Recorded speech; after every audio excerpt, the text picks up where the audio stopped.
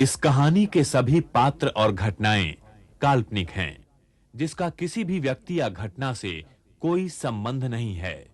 यदि किसी घटना के साथ इसकी समानता होती है, तो इसे मात्र एक संयोग कहा जाएगा।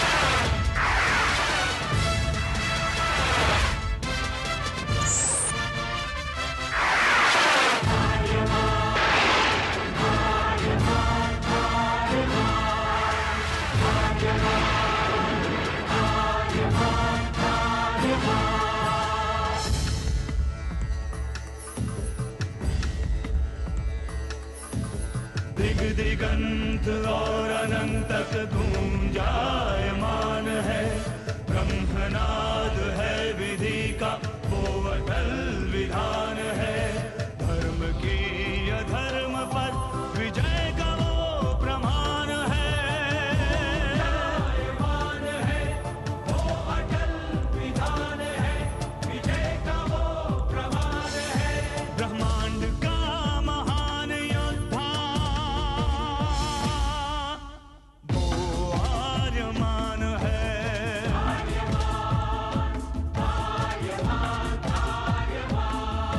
ब्रह्मांड का महान योद्धा वो आर्यमान है। आर्यमान है।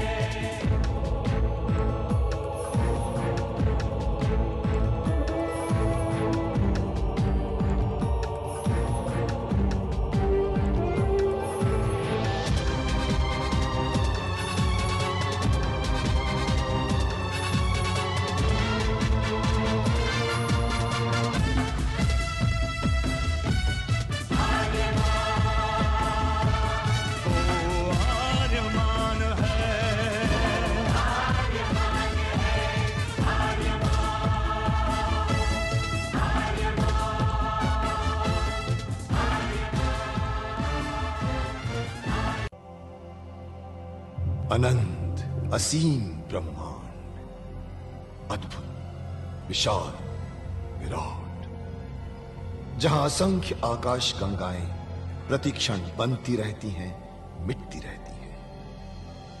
हर आकाश गंगा में होते हैं अनगिनत तारे, अनेकों सूरज, और सूरज के साथ होता है अपना सौर मंडल, जिसमें रहते हैं अनेकों ग्रह। न जाने कितने सूरज चमके और बुझ गए, न जाने कितने तारे चमके और खो गए, न जाने कितने ग्रह, कितनी पृथ्वियां, कितनी सभ्यताएं बनी, बढ़ी और खो गई समय की इस अनंत धारा में। इन्हीं अनजानी परंतु अमर गाथाओं में से एक है महागाथा ब्रह्मांड के योद्धा आर्यमान की। बहुत समय पहले पृथ्वी से लाखों प्रकाश वर्ष दूर आर्याना आकाश गंगा में एक ग्रह था, थार।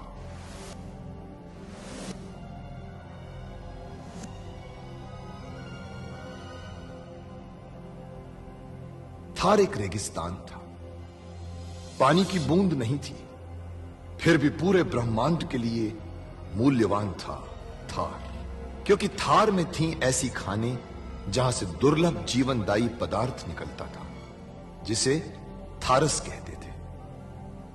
यह किसी भी ग्रह की जहरीली से जहरीली हवा को भी रासायनिक प्रक्रिया से प्राणवायु बना देता था, जीने के लायक बना देता था। कहावत थी, थारस जिसके वश में, पूरी आकाश गंगा उसके वश में। आर्याना आकाश गंगा की संरक्षक संस्था ओमियान के नियमों के अनुसार थारस को कोई भी व्यक्ति अपने वश में नहीं कर सकता था। यहां तक कि थार ग्रह का राजा जारांत भी नहीं। राजा होते हुए भी जारांत अपना राज्य गणतंत्र प्रणाली से चलाता था। खानों से निकलने वाले थारस का 25% भाग ही थार ग्रह के हिस्से में आता था।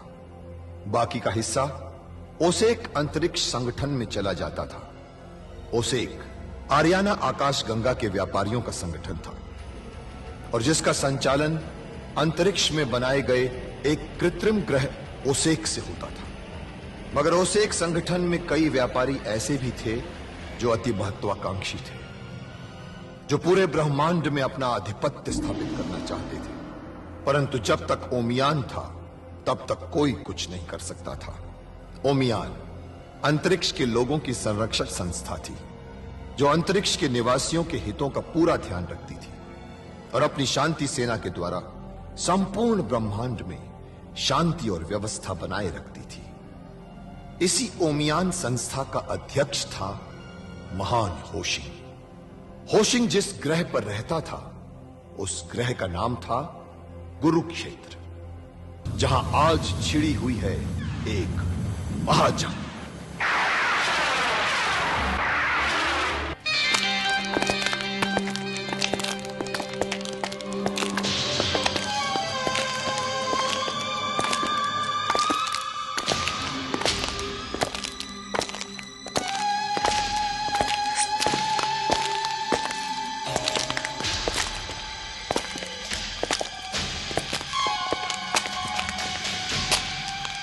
जाओ।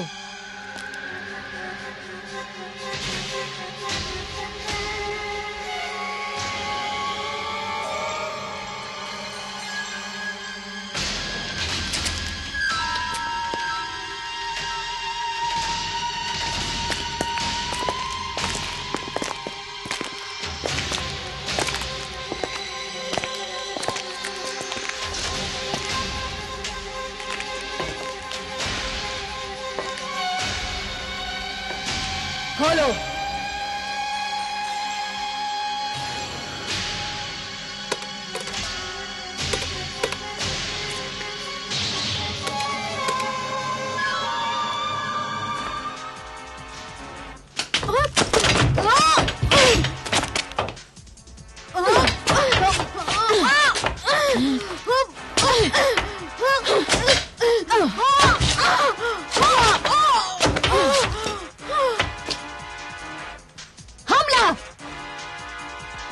वो तो जा रही है, अब हम क्या करें?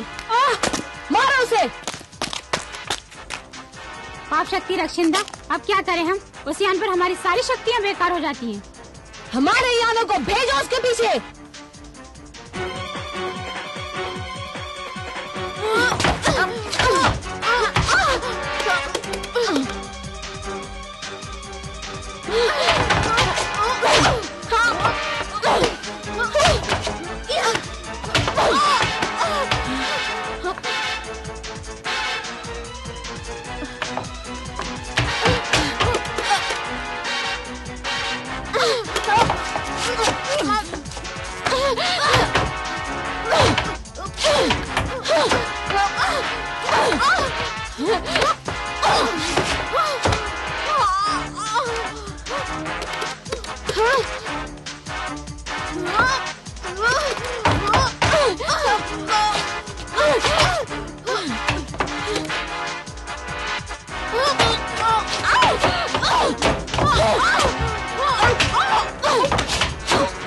मुझे मत मारो, छोड़ दो मुझे मत मारो।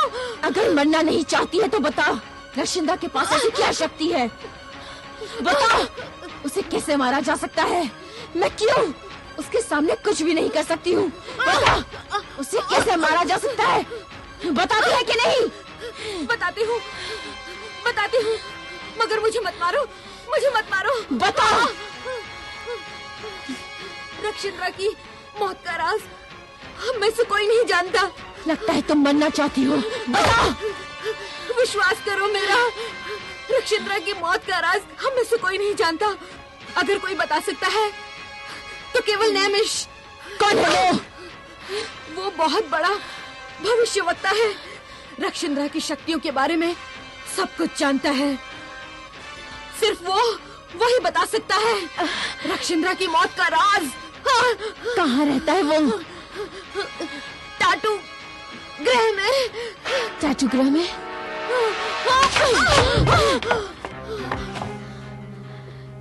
टाटू गृह। फिर मैंने अपने यान के दिशा निर्देश पटल पर टाटू ग्रह का नक्शा निकाला। तब मुझे पता चला कि टाटू ग्रह हमारी आकाश गंगा के अंतिम छोर पर है। मैंने अपना यान टाटू ग्रह की तरफ मोड़ दिया। एक लंबी यात्रा करके हम टाटू ग्रह पहुंच गए। मैंने अपना यान टोयार्क शहर के पास जंगल में उतारा, क्योंकि रक्षिंद्रा की सैनिक से अपनी मंजिल का पता चल चुका था। यहां से उतरकर हम जंगल से होते हुए शहर की तरफ चल दिए।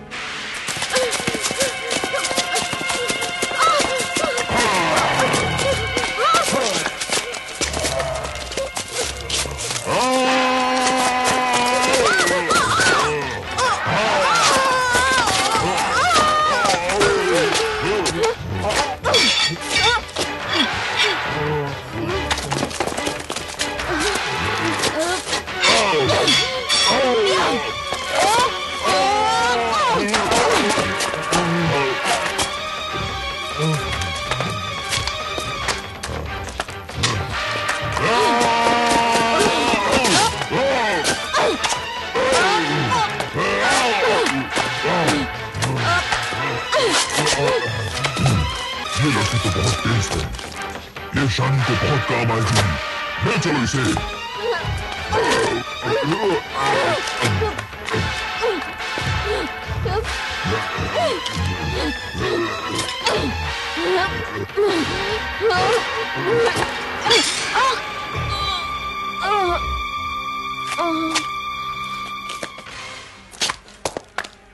मुझे बेहोश करके वो लोग मुझे शनि के पास ले गए।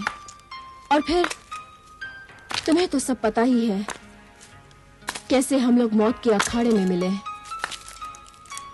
और कैसे गुलामी की जंजीरें तोड़कर भागे। अब मुझे तलाश है उस व्यक्ति की जो रक्षिंद्रा को खत्म करने का रहस्य मुझे बता सके। उस व्यक्ति का नाम है आचार्य नैमिष। आचार्य नैमिष जो यहीं टाटू ग्रह में रहते हैं? हाँ।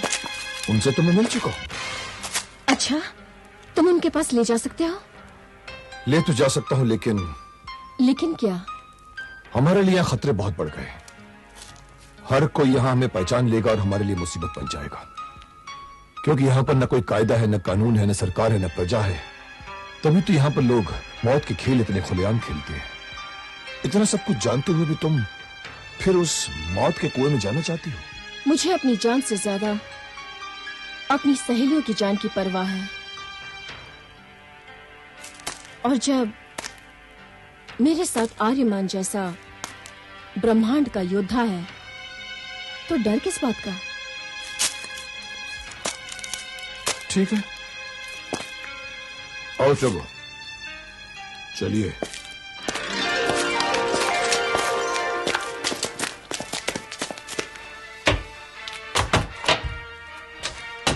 बैठो।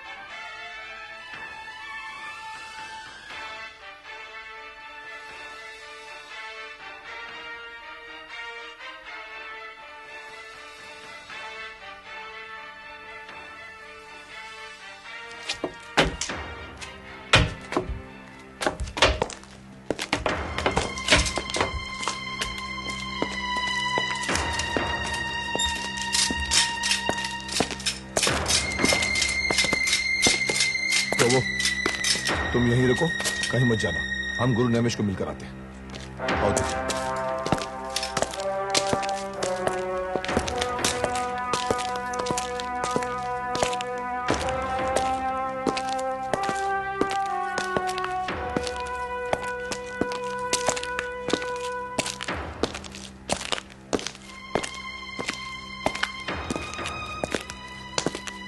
रहस्यमय जगह पर रहते हैं आचार्य नैमिष। वो स्वयं में अपने आप में एक रहस्य है। नहीं तो रक्षिंद्रा की मौत का रहस्य उन्हें कैसे पता होगा? मगर वो है कहाँ? यहीं कहीं ध्यान में बैठे होंगे। आओ देखते हैं।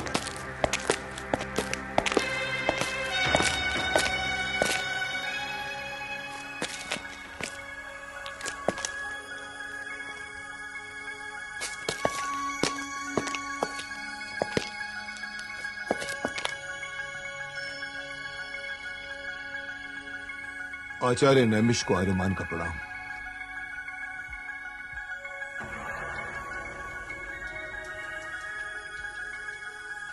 सत्य का कवच तुम्हारे साथ।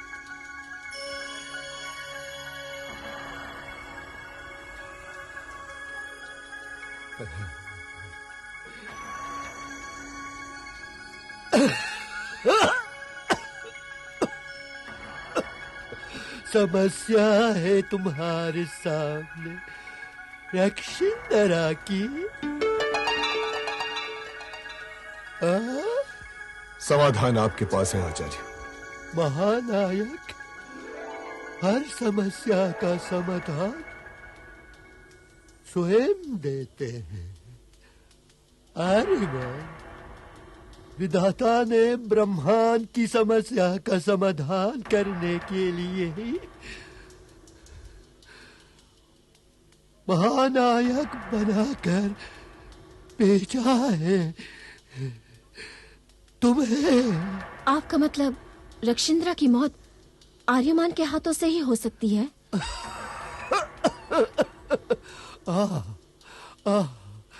क्योंकि आर्यमान को जो वस्त्र मिला है अपने गुरु से, उस वस्त्र को पहनने वाला ही मार सकता है रक्षिंदरा को।